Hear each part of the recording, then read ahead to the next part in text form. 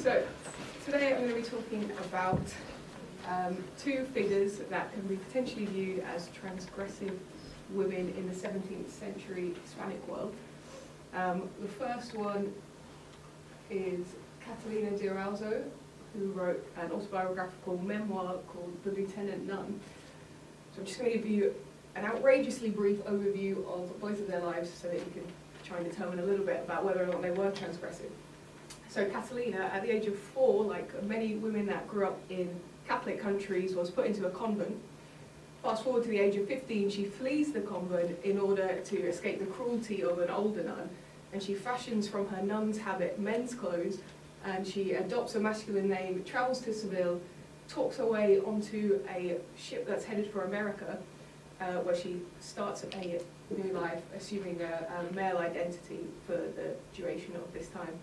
So while she's there, she travels around a lot, has various jobs, rejects various marriage proposals from women, and eventually signs up to the army and distinguishes herself as a war hero.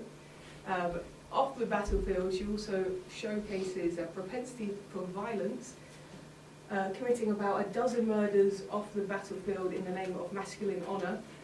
For example, she kills one man who accuses her of being a cuckold. Eventually, each time that she commits these murders, she seeks sanctuary in the church because people weren't allowed to follow her in there in order to arrest her. And on the last occasion, in order to win the empathy of the bishop there, she reveals to him her biological sex, and he gets 2 women in to confirm it, and when they do confirm it, they also prove somehow that she's also a virgin.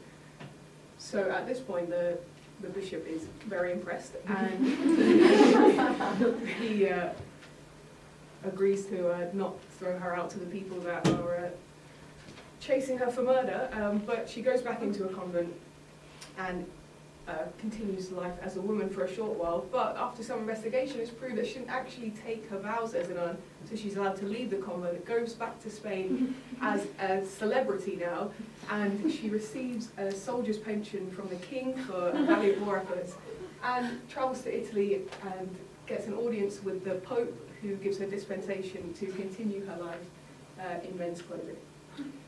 So that's very briefly. Now we've got Catarina de San Juan, and apologies that their names are very similar if I make any mistakes. So Catarina, she doesn't have autobiographical memoirs, but the texts we do have on her are biographies written by her Jesuit confessors. So obviously everything has to be taken with a pinch of salt. So the main thing emphasised about her life is that she's born in like an exotic, unknown land. So China was the word at the time given to anyone that was Asian, so no sort of distinctions were made at that point. So she was born in an exotic land, and from a young age she was praised for her beauty and intelligence as God-given gifts, so she had no agency in this at all. She's captured by Portuguese pirates and brought to America, where she's sold to a captain and his wife, and she takes up their domestic obligations. And she also comes into contact with the Jesuits, where they baptize her and give her the name Catarina de San Juan. So in her life here, the captain and his wife are so impressed with her beauty and her commitment to God that they eventually, in their wills, write that once they die, she's to be a free woman. But before they do this, they also force her to marry another of their slaves. Which she, as an obedient woman, agrees to, according to the biographies, but she insists that she's going to uphold the vow of chastity that she made to God, and her husband doesn't understand this at the time, and he tries to force her to consummate the marriage, but she prays to God and she manages to avoid consummating the marriage, and in praying to God, according to the biographies, God makes her husband impotent so that she doesn't have to consummate the marriage. Eventually, her husband dies, and the captain and his wife dies, and she lives out the rest of her life as a free woman, and she spends most of her time, a key point in the biography is that her favourite pastime after fulfilling her domestic obligations was to find the most secluded space possible and pray to God to understand her divine passions and take on the suffering of souls in purgatory so that they could move on to heaven. However, fast forward to the end of the 17th century, by the time that she's dead, the Inquisition was banning her biography and any display of her image on altars. So that was as brief as I could make it. So in order to find out whether or not they transgressed, we've got to look at what were societal expectations.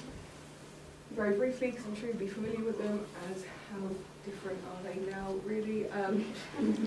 So chastity, women were expected to uphold their virginity unless it was within marriage, but virginity was the one area where Catholic women were allowed to excel to greatness, because it was, as it says there, nearly all Catholic moralists of the time viewed wedlock as inferior to celibacy. Second one, the character. They're supposed to be quiet, clean and cheerful and obedient, etc. That's self-explanatory. And the last one, they weren't expected to threaten the patriarchal authority of the church. So, okay, we're going to have that. We take a look at virginity then. In both cases, it doesn't look like they are too transgressive in this sense. In Catalina, the Erauso's autobiographical memoirs, the two women prove somehow that she is a virgin, and it's this adherence to sexual norms that allows her to be celebrated by her contemporaries. Without this, she may easily have just been thrown back out to the people that wanted her for murder and dismissed as an immoral degenerate.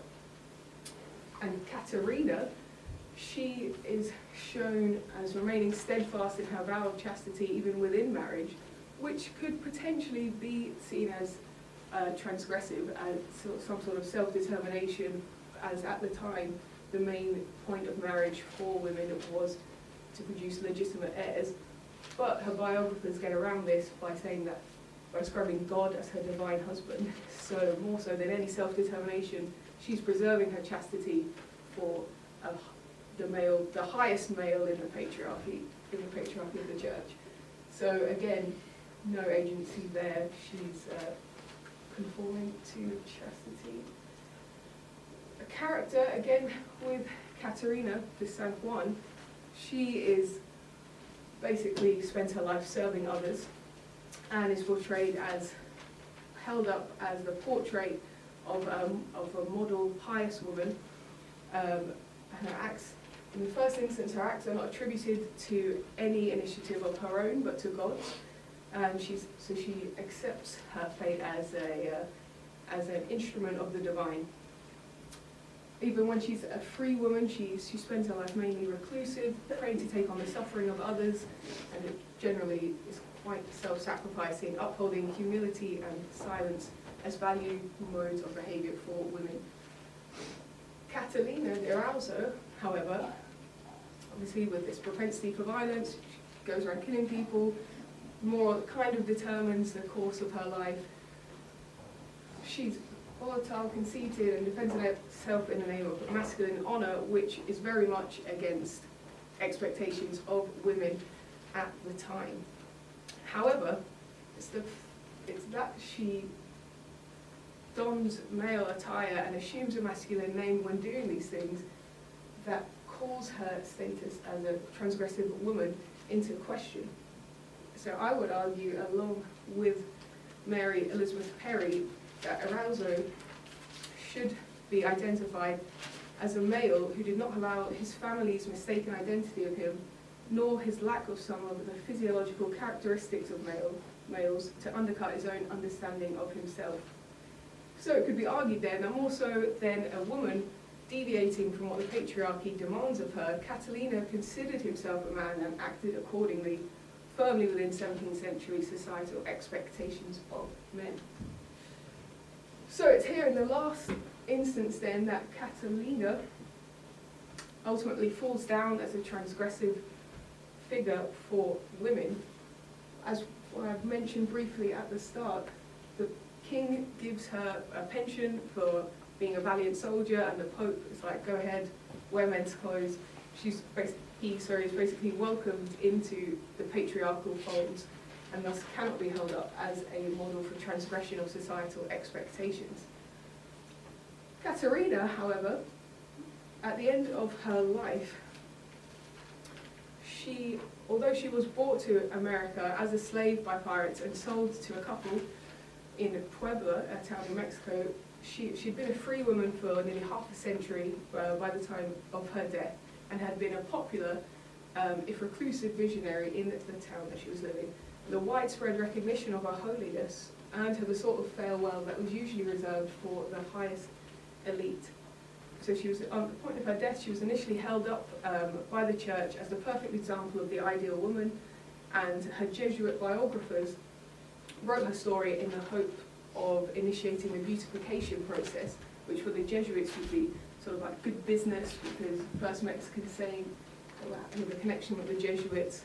So her image at the point of her death was manipulated by her male biographers and by the church.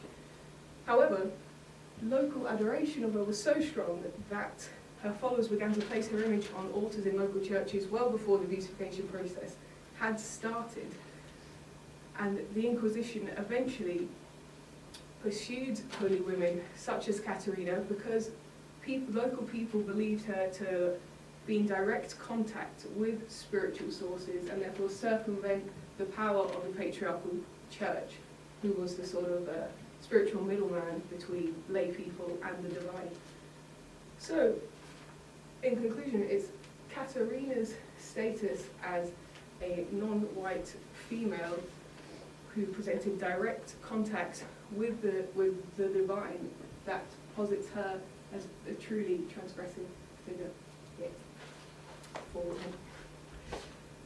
And that was the last question, but I feel like I'm not sure how much time we have. Okay, any questions?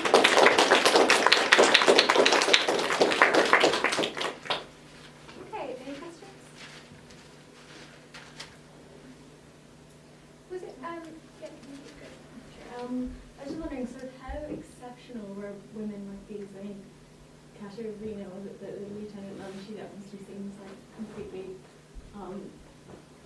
strange in this kind of context, but Catalina seems more like your typical portrait of a very quite submissive nun.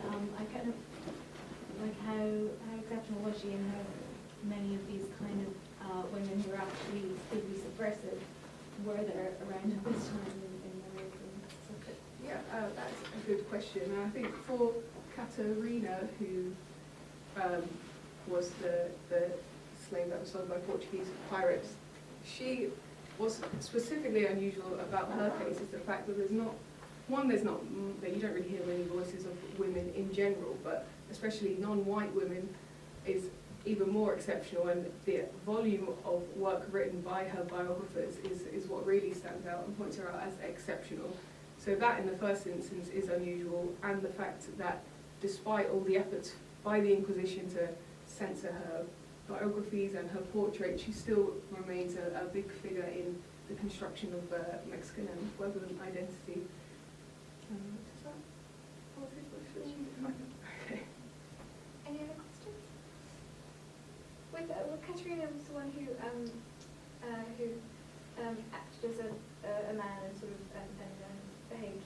Catalina. Catalina. Catalina is also the one with the autobiography. Mm-hmm. In the autobiography, is it suggested that she wanted to be a man and wanted to identify as a man and Yeah, actually I'm glad that you asked that, because I didn't get to cover that in my presentation. But so her autobiographical memoirs are written in Spanish, and one of the things with Romance languages is the agreements in adjectives they have to describe things.